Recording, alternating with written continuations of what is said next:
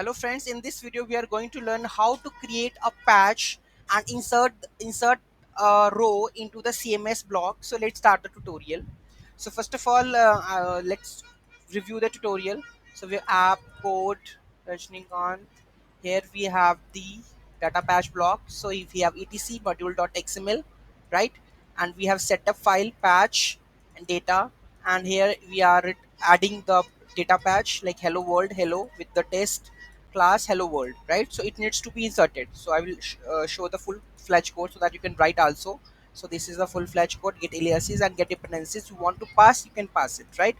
So after this is just only this is the that full module, like, okay. So let's run the commands and check. Let me run the upgrade one. I think after running the upgrade command, I think it should show into the database. So let me go to the and let's check the patch list. In the patch list, that should be available. A test block patch list is available now, okay, and that means CMS underscore block. Let's check it is coming or not. CMS underscore block. If you can see that hello world is right now there. Let's complete the upgrade deployment deploy also. After that, let's see in the backend it is coming and the page is showing or not. Let's go for the permissions.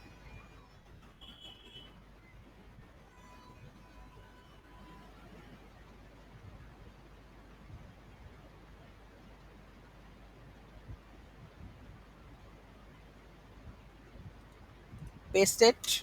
Okay, let's go to the admin panel. Refresh it. Blocks.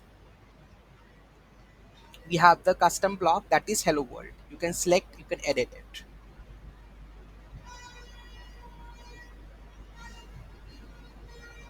See, hello world or store websites. This is the hello world, right? You can edit with the page builder, and this that's it. You can this is how we can apply the patch. You can insert data in any time in any of the table with the help of this patch system. Okay, thank you so much for watching this video. Have a great day. Please do like, share and comment and subscribe my channel.